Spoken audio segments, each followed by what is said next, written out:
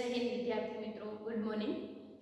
Last લેક્ચરની અંદર છે આપણે ડિસ્કશન કર્યું કે પ્રજીવ સમુદાય અને સછિદ્ર સમુદાય. તો એના પહેલાં આપણે છે એ દેહકોષ્ઠી આયોજન જોયું હતું, મેરુદંડ અમેરુદંડ કોને કહેવાય જોયું હતું, સમખંડતા શું છે એના વિશે ચર્ચા કરી હતી. સછિદ્ર સમુદાયનું થોડું એવું રિવિઝન જોઈ આપણે આપણું લેક્ચર છે આગળ વધારીશું. તો કે સછિદ્ર સમુદાય જે છે એને બીજા કયા નામથી ઓળખવામાં આવે છે? તો કે વાદળી સમુદાય તરીકે ઓળખવામાં આવે છે. સછિદ્ર એના નામ પરથી જ એના ગુણભાર લખવાના છે, એના લક્ષણો વર્ણવવાના છે, બરાબર? તો તેના નામ પરથી એના ગુણ કેવી રીતે આપણે મળશું? તો કે છિદ્ર એની રચના કેવી હોય છે? તો કે એનું અંતસ્તર જે છે એ છિદ્રિષ્ટ આપણને જોવા મળે છે. કેવા જોવા મળે છે?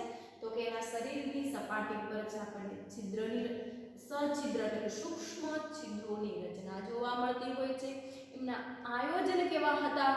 તો કે એમના આયોજન જે છે એ બહુકોષીય એટલે કે કોષીય આયોજન. કેવું આયોજન? તો કે કોષીય આયોજન છે એ જોવા મળે છે. ત્યારબાદ છે આપણે શું જોયું? તેની લાક્ષણિકતાઓ અને વિશેષતાઓ શું હતી? તો કે આ જે સછિદ્ર સમુદાય છે એ પાણીની એટલે કે જલીય નિવાસસ્થાન દર્શાવે છે. કેમાં જોવા મળે છે? સમુદ્ર, ખારા પાણી, મીઠા પાણી એવા બધા જ વસવાટ છે એમાં જોવા મળે છે.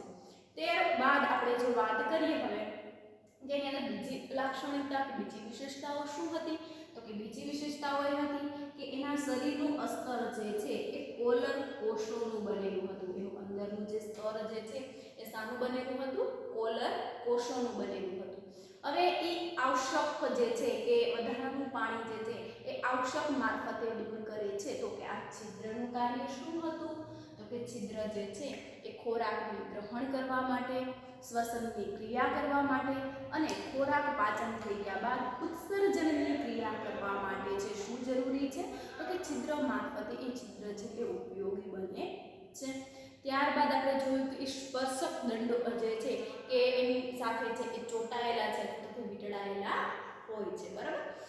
એ ઉપરાંત આપણે જો જોઈએ કે આવશ્યક મારફતે વધારાનું પાણી શું કરતા હતા? દૂર કરતા હતા.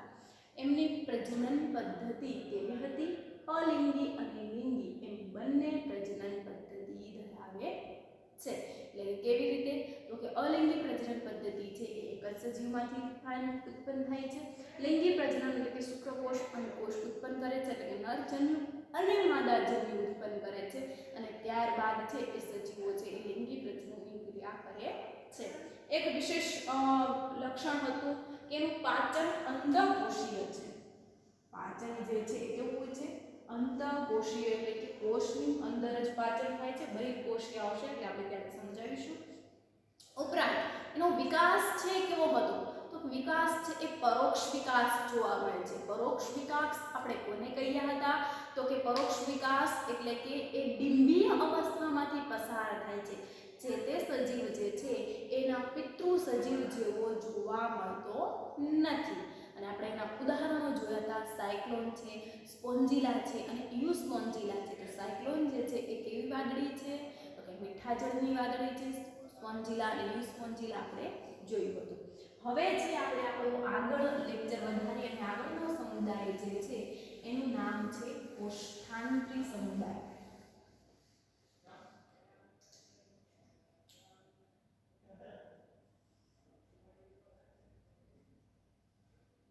કોષ્ઠાંત્રી સમુદાય જે છે એનું બીજું નામની વાત કરીએ તેને દંશકો તરીકે ઓળખવામાં આવે છે. કોષ્ઠાંત્રી સમુદાય જે છે એ કેવું છે? દંશકો તરીકે ઓળખાય છે. તો કે આવું નામ શા માટે આપ્યું હશે? તો આપણે જોઈએ કે દંશકો કોને કહેવાય છે? તો કે દંશકો એટલે શું? પહેલા તો આપણે એ સમજી લઈએ. તો એ જોઈએ તો કે આ સમુદાયના પ્રાણીઓ છે એનો વસવાટ ક્યાં હશે? આ સમુદાય જેના પ્રાણીઓ જે છે એનો વસવાટ જે છે જલીય વસવાટ દર્શાવે છે. કેવો વસવાટ જોવા મળે છે? જલીય વસવાટ એટલે કે પાણીની અંદર છે એ જોવા મળે છે. એ ખારું પાણી હોય કે મીઠું પાણી હોય, કોઈ પણ પાણીની અંદર જે છે એ આ કોષ્ઠાંત્રી સમુદાયના સભ્યો વસવાટ છે એ કરે છે. એ ઉપરાંત સ્થાયી કે મુક્તપણે સ્થાયી કે છે, મુક્ત રીતે ફરતા જોવા મળે છે. પહેલા આપણે ઓલાના લક્ષણની અંદર જોયું કે કેવા છે એ વસાહતની અંદર જોવા મળતા હતા.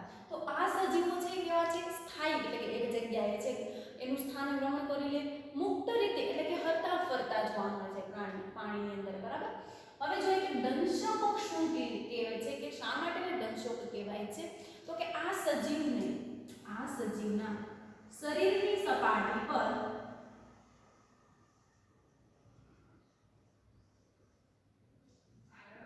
ડંખ કોષો આવેલા હોય છે.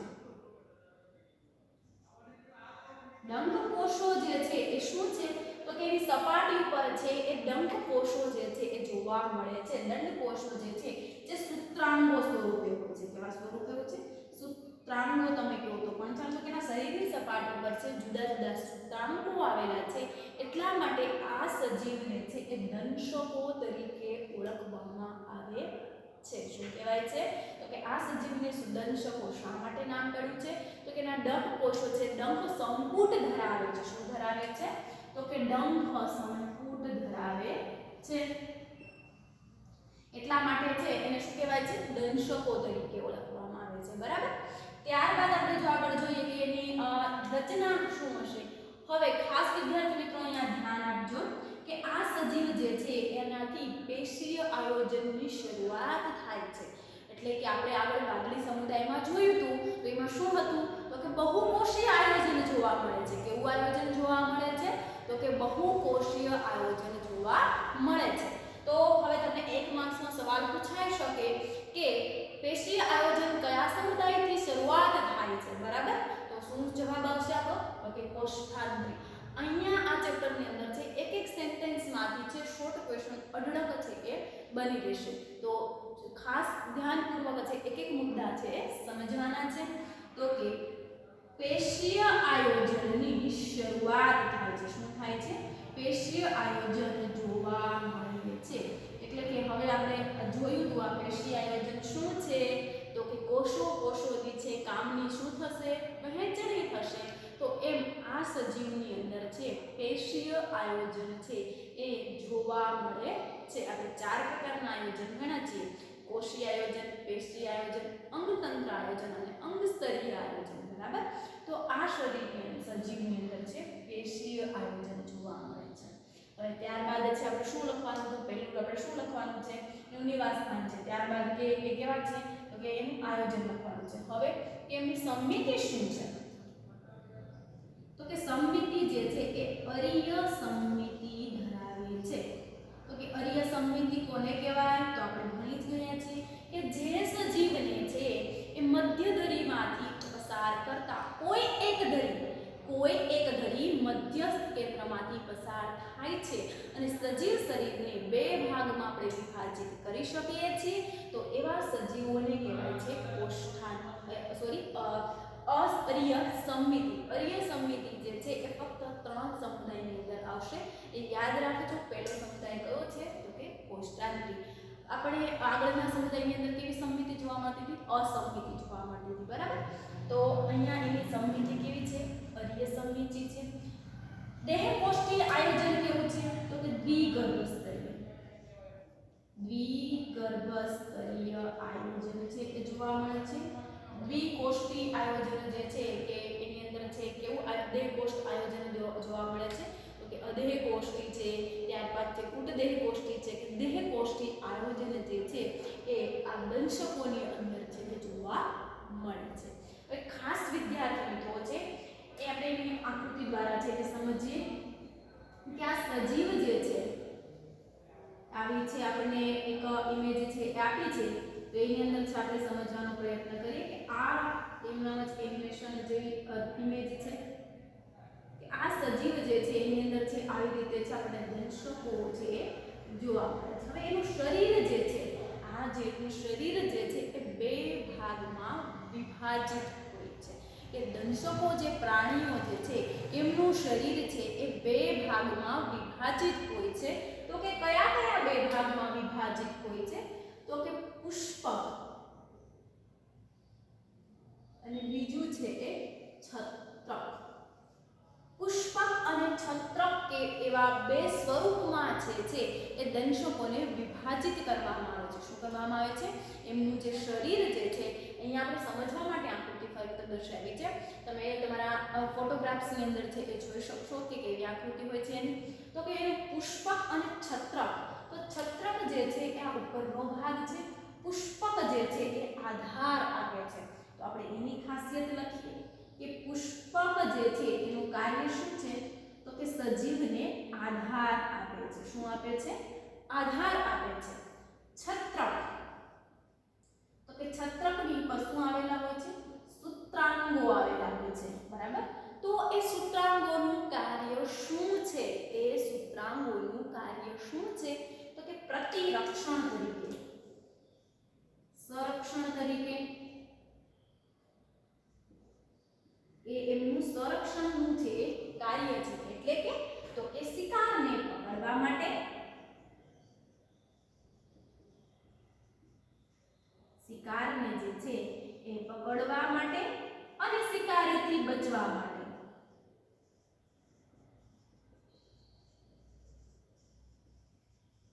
શું કાર્ય છે એનું? તો કે શિકારને પકડવા માટે અને શિકારીથી બચવા માટે જે છે એ આ સૂત્રાંગો છે એ ઉપયોગી છે. હવે તમે અહીંયા વિદ્યાર્થી મિત્રો ખાંચ જેવું રચના જોઈ શકતા હશો કે આપણે જોયું કે અહીંયા તમને પોલાણ જેવી રચના દેખાય છે, જેને કહેવાય છે અધોમુખ. કે આ જે અધોમુખ જે આપણે આગળ છે સમુદાયની અંદર શું આવ્યું? નલિકા તંત્ર આવ્યું. શું આવ્યું?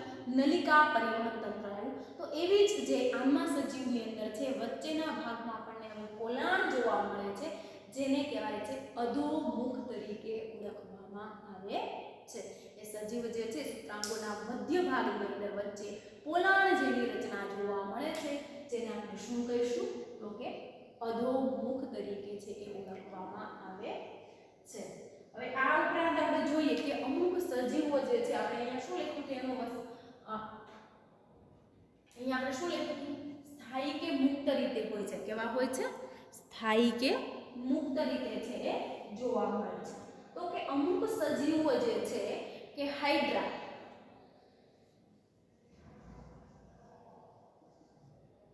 જેલીફિશ, તો કે આ જેલીફિશ જે છે એ ખાસ આ બે યાદ રાખવાનું છે. એક માર્ક્સને સૂકી બની રહેશે. હાઇડ્રા જે છે એ સ્થાયી હોય છે અને જેલીફિશ જે છે એ મુક્ત રીતે ફરે છે. શું કહેવા માંગુ છું કે આ સજીવો છે આપણે પહેલા જોયું કે સ્થાયી કે મુક્ત રીતે ફરતા હોય છે. તો હાઇડ્રા જે છે એ નલિકા રચના જોવા મળે છે. હાઇડ્રા આપણે જોયું છે. તો એ સ્થાયી સ્વરૂપે હોય છે. જેલીફિશ જે છે એ ફરતા જોવા મળે છે. એ મુક્ત રીતે એ સમુદ્રની અંદર છે એ ફરતા હોય છે. હવે એનું પાચન જે છે અંતઃકોષીય, બહિર્કોષીય, એટલે કે કોષની અંદર જે પાચન થાય છે અંતઃકોષીય પાચન છે. હવેનો પછીનો જે મુદ્દો છે ખૂબ જ મહત્વનો છે કે આ સજીવ જે છે એ એકાંતર જનનની ક્રિયા કરે છે. તો એકાંતર જનન એટલે શું? બરાબર. ત્રીજા ચેપ્ટરની અંદર આપણે આવે છે વનસ્પતિઓની અંદર, કીટકોની અંદર એકાંતર જનન કોને કહેવાય છે એ ત્યારે આપણે સમજીશું. પરંતુ અહીંયા વચ્ચે શબ્દ આવ્યો છે તો આપણે એનો સમજીએ. તો કે જે હાઇડ્રા જે છે અને જેલીફિશ, હાઇડ્રા કેવું છે? સ્થાયી છે. જેલીફિશ કેવું છે? મુક્ત રીતે ફરે છે. હવે એકાંતર જનન એટલે કે આ સજીવો જે છે એમનું પ્રજનન જે છે એ એકાંતર જનન હોય છે. કેવા હોય છે? તો કે એકાંતર જનન એટલે શું? તો કે આપણે તમે અહીંયા બે વિભાગની અંદર જોઈ શકો છો. આટલા વિભાગને આપણે શું કીધું છે? છત્રક કીધું છે, છત્રી જેવું છે. આટલો ભાગ છે એને શું કીધું છે આપણે? તો કે પુષ્પક કીધું છે. તો કે આ પુષ્પક અને છત્રક એમની અંદર પ્રજનન પદ્ધતિ, આ બંનેની અંદર છે એ પ્રજનન પદ્ધતિ કેવી રીતે થાય છે? તો કે આ સજીવો જે છે પુષ્પક જે છે એ પણ અલગ પ્રજનન કરે છે અને છત્રક છે ને એ પણ અલગ પ્રજનન કરે છે. તો કે કેવી રીતે? તો કે આ પુષ્પક જે છે એ અલિંગી પ્રજનનથી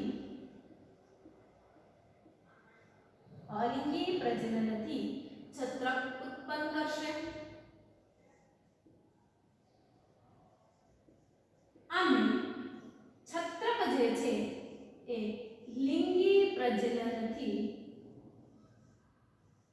પુષ્પકનું નિર્માણ કરશે. ખાસ વિદ્યાર્થી મિત્રો આ લાઈન સમજવાની છે, કારણ કે ટેક્સ્ટ બુક ની અંદર છે તમને મૂંચડી થઈ જશે, સમજાશે નહીં. તો એકાંતર જનન કોને કહેવાય? તો કે આ જે નીચેનો પુષ્પક વાળો જે ભાગ જે છે એને આધાર આપવાનો ભાગ છે, કાર્ય શું છે? આધાર આપવાનો. બરાબર. તો એ પુષ્પક વાળો ભાગ છે એ અલિંગી પ્રજનન કરશે. શું કરશે? અલિંગી પ્રજનન કરશે અને શાનું નિર્માણ કરશે? છત્રકનું નિર્માણ કરશે. છત્રક જે છે એ લિંગી પ્રજનન કરશે અને પુષ્પકનું નિર્માણ કરશે. એટલે કે આ ક્રિયા એકાંતર જનન થાય છે, વારાફરતી થાય છે, એટલા માટે એને કહેવાય છે એકાંતર જનન કહેવાય છે. બરાબર. વિકાસ તો પરોક્ષ જોવા મળે છે.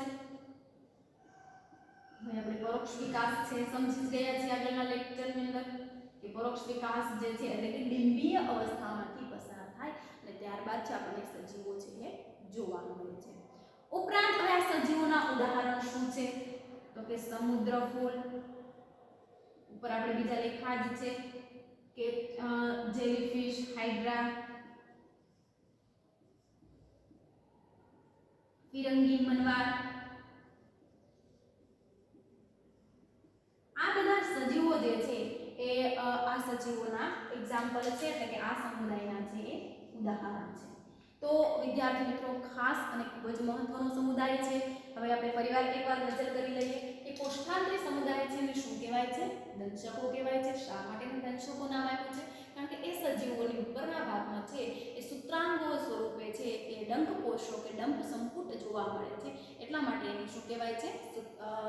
દંશકો કહેવાય છે. વસવાટ ક્યાં છે? તો કે જલીય વસવાટ છે. સ્થાયી કે મુક્ત રીતે ફરતા જોવા મળે છે. શરીરની સપાટી પર ડંખ કોષો ડંખ સંપુટ છે એ જોવા મળે છે. પેશીય આયોજનની શરૂઆત આ કોષથી થાય, આ સમુદાયથી છે એ થાય છે. એ યાદ રાખવાનું છે. અરીય સમિતિ જોવા મળે છે. દ્વિગર્ભસ્તરીય રચના જોવા મળે છે. પુષ્પક અને છત્રકનું કાર્ય શું છે? તો કે પુષ્પક જે છે એ આધાર આપે છે, છત્રક જે છે એની અંદર સૂત્રાંકો આવેલા હોય છે અને એ સંરક્ષણ, શિકારને પકડવા અને શિકારથી બચવાનું કાર્ય કરે છે. હવે જેમ આપણે છે સચિત્ર સમુદાયની અંદર જોયું કે જલ પરિવહન તંત્ર, નલિકા પરિવહન તંત્ર, એવી જ રીતે છે અહીંયા આવેલું પરિવહન તંત્ર જેને અધોમુખ તરીકે ઓળખવામાં આવે છે. અંતઃકોષીય પાચન છે, એટલે કે કોષની અંદર જ પાચન છે એ થઈ જાય છે. હાઇડ્રા જે છે એ સ્થાયી હોય છે. જેલીફિશ જે છે એ મુક્ત રીતે ફરતા હોય છે. એકાંતર જનન એટલે કે આ સજીવો છે એ એકલિંગી અને બહુલિંગી અલિંગી અને લિંગી પ્રજનન છે એ દર્શાવે છે. પરોક્ષ વિકાસ છે સમુદ્ર ફૂલ છે, જેલીફિશ છે અને ફિરંગી મનવાર જે છે એ બધા આ સજીવોના ઉદાહરણ છે. હવે આ કોષ્ઠાંતરી સમુદાય પછી છે ખૂબ જ મહત્વનો સમુદાય છે. તમે ઇન્ટરનેટ પર સર્ચ કરશો તો તમને એના જે સજીવો જે છે એ વારંવાર જોવાની ઈચ્છા થાય, કારણ કે એ એક પ્રકારનું સૌંદર્ય છે કે સમુદ્રની અંદર છે જોવા મળતા સૌંદર્ય તરીકે આપણે જોઈ શકીએ છીએ. ખૂબ જ મહત્વ અને ખૂબ જ સરસ એવા એ સજીવો છે. તો એ સમુદાયનું નામ છે કંકતધરા.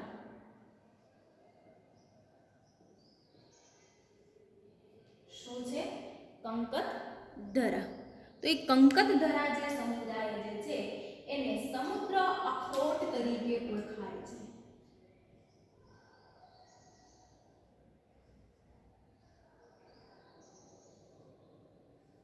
ખૂબ જ મહત્વનું, ખૂબ જ સુંદર એવા એના છે એ પ્રાણીઓ હોય છે, સજીવો હોય છે. તો કે આ સમુદ્ર અખરોટ તરીકે ઓળખવામાં આવે છે. આ સજીવો જે કંકતધારા છે જેને ટીનોફોરા તરીકે ઓળખાય છે, તો કે આ સજીવો જે છે એ કેવા છે? તો કે સમુદ્ર અખરોટ તરીકે એને ઓળખવામાં આવે છે.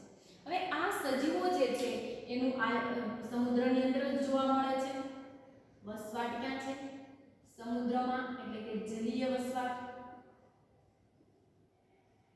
મુક્ત હોય છે, મુક્ત રીતે ફરતા જોવા મળે છે આપણને. ત્યારબાદ એમના આયોજન પણ પેશીય આયોજન છે. સંમિતિ, અરીય સંમિતિ, દેહકોષ્ઠી, ત્રિગર્ભસ્તરીય કે આ સજીવો જે છે એની બેઝિક માહિતી શું છે તો કે સમુદ્ર અખરોટ તરીકે ઓળખાય છે, બરાબર. શા માટે સમુદ્ર અખરોટ ઓળખાય છે? કારણ કે એની ખૂબસૂરતીને કારણે છે. સમુદ્રના અખરોટ, આપણે અખરોટ તો જોતા હશું કે માર્કેટની અંદર કેટલા બધા મોંઘા હોય છે, તો એવી જ રીતે છે કે આ સજીવોની એની ખાસિયત એ છે, એટલા માટે તેને સમુદ્ર અખરોટ કીધા છે. સમુદ્ર જે છે જે આ કંકતધરા જે છે સમુદ્ર અખરોટ સમુદ્રની અંદર જોવા મળે છે, જલીય વસવાટ જોવા મળે છે, અથવા એને કંકત ઝેલી તરીકે પણ ઓળખાય છે. બીજું નામ છે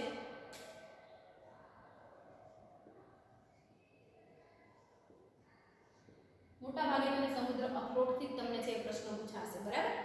ત્યારબાદ છે જલીય વસવાટ જે સમુદ્રની અંદર છે એ જોવા મળે છે, મુક્ત રીતે અને ફરતા હોય છે. કેવા હોય છે? મુક્ત રીતે હોય છે અને ફરતા જોવા મળે છે, પ્રચલન કરી શકે છે, એટલે કે આ હલનચલન. પેશીય આયોજન છે આ સજીવની અંદર જોવા મળે છે. પેશીય આયોજનની શરૂઆત કયા સમુદાયથી થાય છે? કે દંશકો સમુદાયથી. અર્ય સંમિતિ જોવા મળે છે, અદેહકોષ્ઠી આયોજન છે અને ત્રિગર્ભસ્તરીય છે. હવે આટલી માહિતી તો આપણે બેઝિક ખ્યાલ જ છે. હવે વિશેષ લક્ષણો એના શું છે તો કે આ સજીવ જે છે શરીર સપાટી પર તકતી શું જોવા મળે છે? તકતીઓ જોવા મળે છે. એના શરીરની સપાટી ઉપર છે શું જોવા મળે છે? તકતીઓ જોવા મળે છે. એ તકતીઓની સંખ્યા 8 હોય છે. શું હોય છે? એના શરીર ઉપર જે છે એવી તકતીઓ રચના જોવા મળે છે, ઝેરી જેવી. તો એ તકતીઓની રચના જે છે તમે આ ટેક્સ્ટબુકની અંદર જોઈ શકો છો કે 8 સંખ્યા હોય છે એના તકતીઓની, બરાબર. હવે કે આ સજીવો જે છે એની આ જ ખાસિયત છે. બીજો ખૂબ જ મહત્વનો મુદ્દો છે કે એનું ગુણધર્મ શું છે. આ તકતીઓ છે જેના કારણે છે એ પ્રચલન કરી શકે છે, પ્રચલનમાં મદદ. કે આ સજીવો જે છે એનો ખૂબ જ મહત્વનો મુદ્દાની આપણે વાત કરીએ તો જૈવ પ્રદીપ્તતા. કેવા લક્ષણો દર્શાવે છે તો કે જૈવ પ્રદીપ્તતા દર્શાવે છે. એટલે કે શું તો કે બાયોલ્યુમિનેશન. તમે એ સર્ચ કરશો, ખૂબ જ સુંદર એક રચના હોય છે. બાયોલ્યુમિનેશન એટલે શું તો કે આ સજીવના શરીરની અંદર લ્યુસિફરેઝ નામનું પ્રોટીન આવેલું હોય છે. શું આવેલું હોય છે કે આ જૈવ પ્રદીપ્તતા એટલે શું તો કે બાયોલ્યુમિનેશન્સ તરીકે એને ઓળખવામાં આવે છે.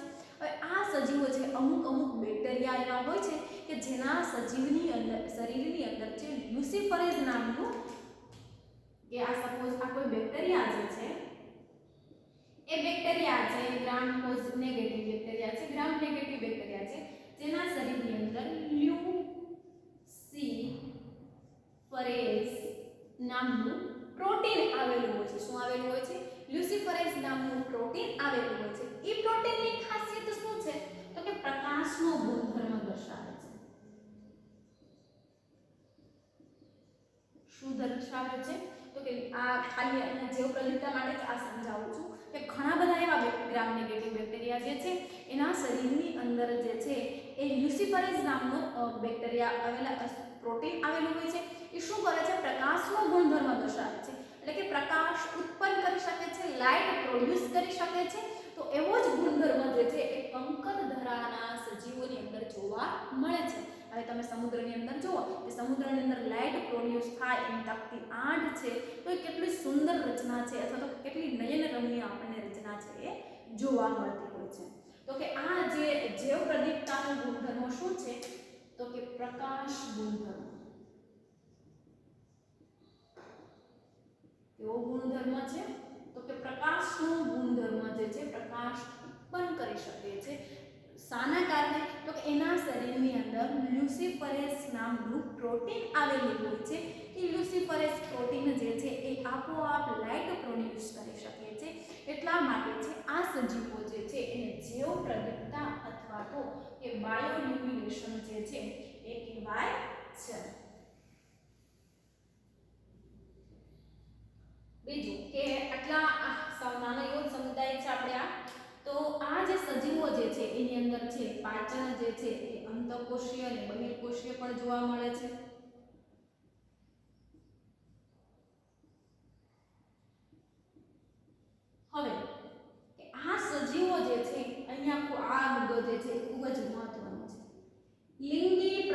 દર્શાવે છે, એટલે કે નર અને માદા જુદા જુદા હશે, બરાબર. નરજન્યુ અને માદાજન્યુનું નિર્માણ અલગ અલગ થતું હશે. અલિંગી પ્રજનનની અંદર તો કે એક જ સજીવની અંદર નરજન્યુ ઉત્પન્ન થાય છે અને માદાજન્યુ ઉત્પન્ન થાય છે. તો અહીંયા છે એ લિંગી પ્રજનન દર્શાવે છે. કેવું દર્શાવે છે? લિંગી પ્રજનન જે એ દર્શાવે છે. તો એ આ સજીવનો જે છે એ ખૂબ જ મહત્વનો મુદ્દો છે.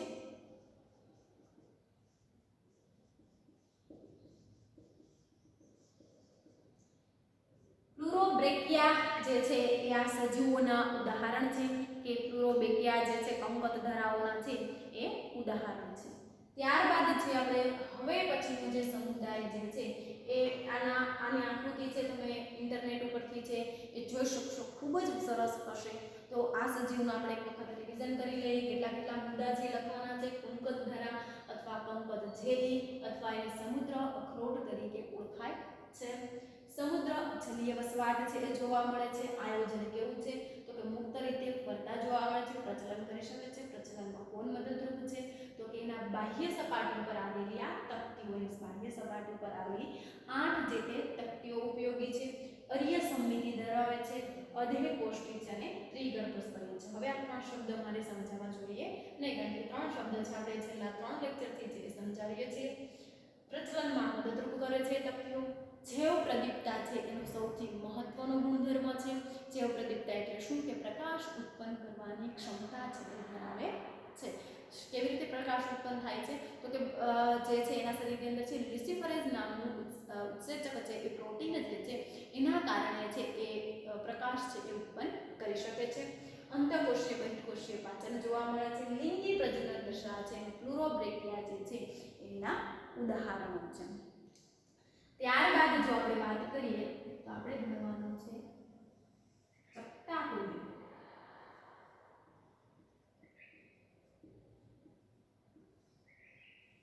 હવે આ જે કે આ ચપટાકૃમિ જે છે એને શા માટે ચપટાકૃમિ કહેવાય છે? અથવા તો સમુદાયનું નામ શું છે? પૃથુકૃમિ.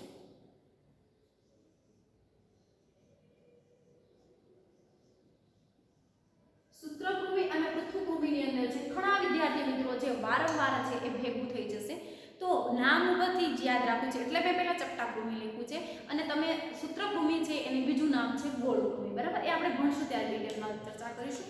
અત્યારે બંનેનું શું કહેવા માંગુ છું કે પૃથુકૃમિ અને સૂત્રકૃમિ નામ થોડા સમાન જોવા મળે છે. કૃમિ આવે ને એટલા માટે, તો એ ભેગું ના થઈ જાય એટલા માટે છે એ યાદ રાખવાનું છે.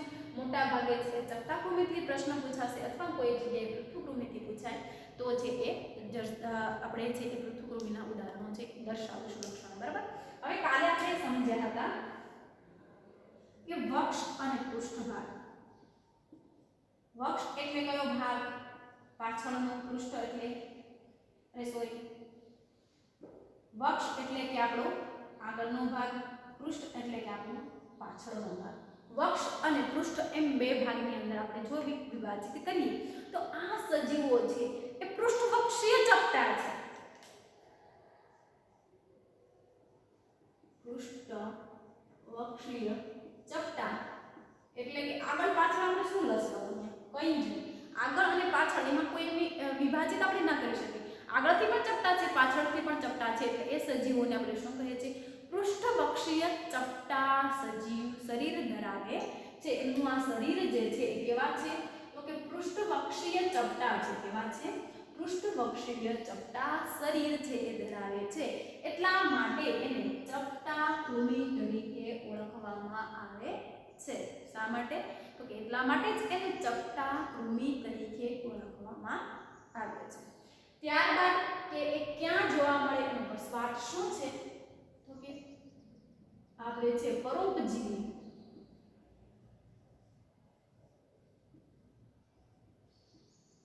પ્રાણીઓની અંદર છે આ સજીવો પરોપજીવી જીવન ગુજારે છે. એટલે કે બીજા સજીવોની અંદર પરોપજીવી તરીકે છે આ સજીવો છે એનું જીવન છે એ ગુજારે છે, બરાબર. ત્યારબાદ શું લખવાનું? એનું આયોજન. તો હવે અહીંયા ખાસ આ મુદ્દો મહત્વનો છે.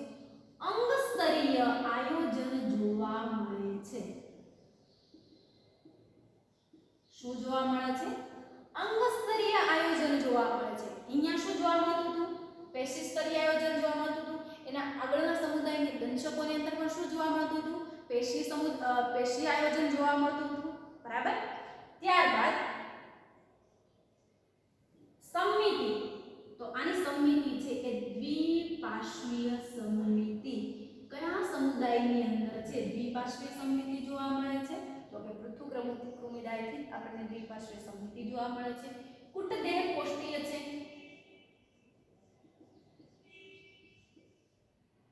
અને ત્રિગર્ભસ્તરીય છે.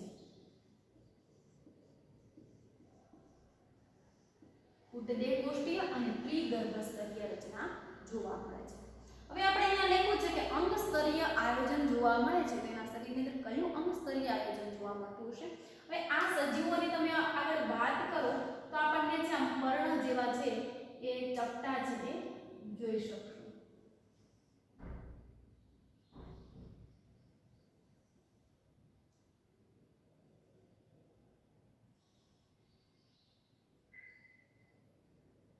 પૃષ્ઠવક્ષીય ચપટું શરીર છે. એનું કેવું છે? પૃષ્ઠવક્ષીય ચપટું. તો કે એના શરીરની ઉપર આ ભાગ જે છે એને શું કહેવાય? ચૂષકો. અને આ જે ભાગ જે છે એને અંકુશ કહેવાય. બરાબર. તો કે આ સજીવ જે છે એ ચૂષકો, આગળનો ભાગ જે છે એ શું જોવા મળે છે? ચૂષકો જોવા મળે છે. તો કે ચૂષકોનું કાર્ય શું છે? તો કે યજમાન શરીરમાંથી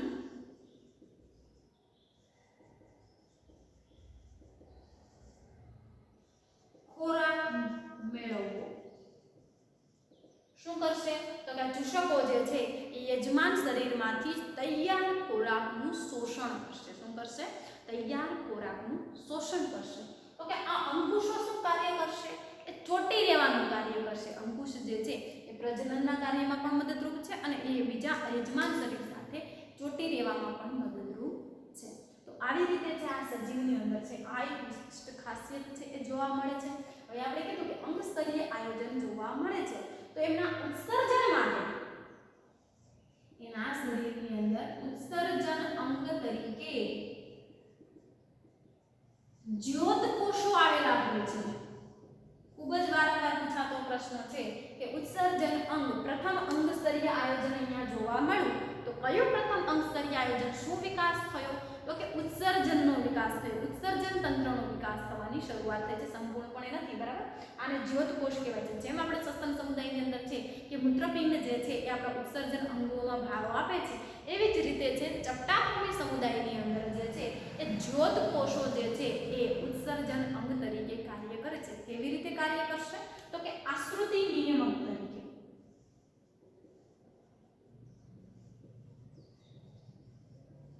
આશ્રુતિ નિયમક તરીકે જે છે આ જ્યોત કોષો જે છે એ ઉત્સર્જનની ક્રિયા છે એ કરે છે. પાચન જે છે એ અંતકોષીય જોવા મળશે. વિકાસ જે છે એમનો પ્રત્યક્ષ વિકાસ જોવા મળશે કે પરોક્ષ, ઘણી વખત પરોક્ષ વિકાસ પણ જોવા મળશે. પ્રત્યક્ષ કે પરોક્ષ વિકાસ જે છે એ આ સજીવની અંદર છે એ જોવા મળે છે. બીજું કે આ સજીવના અમુક સભ્યો જે છે એ પુનઃસર્જન જે છે એ પામવાની ક્ષમતા ધરાવે છે. જેમ કે પ્લેનેરિયા જે છે એ શું કરી શકે છે? પુનઃસર્જન ક્ષમતા પામી શકે છે. પુનઃસર્જન એટલે શું? તો કે જે સજીવને છે આપણે પૂર્ણ વિભેદિત સજીવની અંદર રૂપાંતરિત કરી દઈએ અને એનો પ્રત્યેક ખંડ છે એ નવા સજીવ તરીકે અસ્તિત્વ દર્શાવે તો એને આપણે પુનઃસર્જન છે એ કહીએ છીએ. તો કે અહીંયા પ્લેનેરિયા જે છે શું કરી શકે છે? પુનઃસર્જનની ક્રિયા છે એ કરી શકે છે. અને આ સજીવોના ઉદાહરણ શું છે? તો ઉદાહરણ છે યકૃત કૃમિ અને પટ્ટીકૃમિ. કે આ સજીવોના ઉદાહરણ છે યકૃત કૃમિ અને પટ્ટીકૃમિ. હવે કે આ સજીવો જે છે એ આપણે જોઈએ તો ક્યાં વસવાટ કરે છે? અંતકોષીય પાચન, આપણા આંતરડાની અંદર છે એ વસવાટ કરતા હોય છે. મોટા ભાગના આ યકૃત કૃમિ છે યકૃતની અંદર અને પટ્ટીકૃમિ છે એ આંતરડાની અંદર આ ક્યાં જોવા મળે? તો કે મોટા ભાગે છે ગાય ભેંસના અમાશયની અંદર જોવા મળે. ક્યાં જોવા મળે? ગાય ભેંસના અમાશયની અંદર. અથવા તો કે જે 1 થી 5 વર્ષના જે બાળકો જે છે, જે દૂધ પર નિર્ભર બાળકો છે, એની અંદર છે આ જે કરમિયા છે એ વધારે થતા હોય છે. એ આપણે ગોળકૃમિની અંદર આવશે. ઘણા સજીવો જે છે એ અંતકોષીય પાચન, આ સજીવ છે અંતકોષીય પાચન દર્શાવે છે. તો કે આ સજીવો છે એ કેવા સજીવો છે? તો કે યજમાન પર નિર્ભર, એટલે કે સીધું છે એ શોષણ, ખોરાકનું છે એ શોષણ છે એ કરે છે. ફરીવાર એકવાર આપણે રિવાઇઝ કરી લઈએ કે પૃથુકૃમિ જે છે એને કેવા કહેવાય છે? ચપટાકૃમિ કહેવાય છે. શા માટે ચપટાકૃમિ કહેવાય છે? તો કે પૃષ્ઠપક્ષી, આગળથી અને પાછળથી આ કેવા છે? ચપટીયા છે. બરાબર, એને પર્ણજો મેં આપણે આકાર છે એ આપ્યો છે. પરોપજીવી જીવન ગુજારે છે, કે અંતો પરોપજીવી જીવન છે એ ગુજારે છે. સજીવ શરીરના યજમાન કોષ ઉપર છે એ નિર્ભર રહે છે. અંગસ્તરીય આયોજનની શરૂઆત થાય છે. દ્વિપાર્શ્વ સમમિતિ છે, કૂટદેહ કોષ્ઠીય છે, ત્રિગર્ભસ્તરીય રચના જોવા મળે છે. ચૂષકો જે છે એ યજમાન શરીરની સાથે ચોટી જાય છે અને સીધા ખોરાકનું શોષણ છે એ કરે છે. અહીંયા લિંગી પ્રજનન છે એ દર્શાવે છે. કેવું દર્શાવે છે? લિંગી અને અલિંગી બંને પ્રજનન છે આ સજીવો દર્શાવે છે. પ્રજનન જે છે એ લિંગી અને અલિંગી પ્રજનન છે એ દર્શાવે છે. ખાલી આ જ એક સજીવો છે કે જે લિંગી પ્રજનન છે એ દર્શાવે છે. ચૂષકો છે યજમાન શરીરના ખોરાક, યજમાન શરીરમાંથી ખોરાક મેળવે છે. ઉત્સર્જન અંગ તરીકે, કાં તો અહીંયા લખ્યું કે અંગસ્તરીય આયોજન જોવા મળે છે, તો ઉત્સર્જન અંગ તરીકે શું જોવા મળે છે? તો કે જ્યોત કોષો છે એ વિકાસ થયેલા હોય છે. આશ્રુતિ નિયમક તરીકે પ્રત્યક્ષ કે પરોક્ષ જે છે એના વિકાસ છે એ જોવા મળે છે. પ્રજનન લિંગી અલિંગી છે. આ સજીવો છે, અમુક સજીવો એવા છે કે જે પુનઃસર્જનની ક્રિયા પણ કરી શકે છે. પુનઃનિર્માણ સર્જન એટલે કે પુનઃનિર્માણ કરી શકે છે, જેમ કે પ્લેનેરિયા. અને યકૃત કૃમિ અને પટ્ટીકૃમિ જે છે આ સજીવોના શું છે? તો કે આ સજીવોના છે એ વિશિષ્ટ ઉદાહરણ છે. હવે આપણે આજે 3 સમુદાય ભણ્યા. પહેલો સમુદાય છે દંશકો, બીજો સમુદાય છે કંકતધારા અને ત્રીજો સમુદાય છે પૃથુકૃમિ. તો ત્રણેયના અમુક એક વિશિષ્ટ લક્ષણો છે. પહેલા દંશકો જે છે એના વિશિષ્ટ લક્ષણો શું છે? તો કે એમાં સૂત્રાંકો જોવા મળે છે અને એકાંતર જનન છે એ ખૂબ જ મહત્વના વિશિષ્ટ લક્ષણો છે. કંકતધારા, સમુદ્ર અખરોટ અને જૈવ પ્રદીપ્તા છે એ શું એના છે? વિશિષ્ટ લક્ષણો છે. પૃથુકૃમિ, તો પૃથુકૃમિની અંદર જ્યોત કોષો, ઉત્સર્જન અને પૃષ્ઠપક્ષીય ચપટું એ એમના વિશિષ્ટ લક્ષણો છે. તો વિદ્યાર્થી મિત્રો, આ 3 સમુદાય જે છે એ આપણે અત્યારે ભણ્યા. તો આ 3 સમુદાયની અંદર આપણે જો વાત કરીએ તો કે 3 સમુદાયના વિશિષ્ટ લક્ષણો છે એ તમારે છે એ યાદ રાખવાના છે. આ જે છે આકૃતિ છે આપણને આપી છે, પટ્ટીકૃમિની આકૃતિ પણ છે એ અંદર આપી છે. અને જો તમારે વધારે આકૃતિ ને વધારે આ જે સજીવો જે છે કંકતધારાના એ સજીવો ખૂબ જ સુંદર છે એ દેખાતા હોય છે. તો બધા વિદ્યાર્થી મિત્રો છે તમે સર્ચ કરીને છે એ જોઈ શકશો અને એને વારંવાર છે એ જોવાનો પ્રયત્ન કરશો. આ બધા જ હવે સજીવોના જે લક્ષણો જે છે એ ઘણા વિદ્યાર્થી મિત્રોનો પ્રશ્ન છે કે એકબીજામાં જતા રહેશે. અત્યારે તો સમજાઈ જશે, આપણે 3 4 સમુદાય ચલાવીશું એટલે. પરંતુ પછી છે એ બધું આખું ચેપ્ટર પૂરું થાય અને પછી છે એ આપણને એમ થાય કે હવે તો એકય સમુદાય આપણને યાદ નથી.